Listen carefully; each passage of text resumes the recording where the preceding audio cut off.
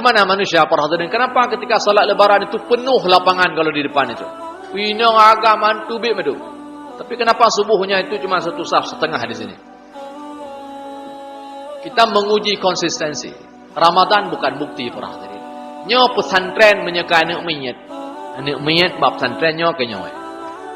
Jadi di pesantren itu anak-anak itu semua pergi sembahyang jamaah. Kita tidak bisa menilai mereka itu baik atau tidak baik.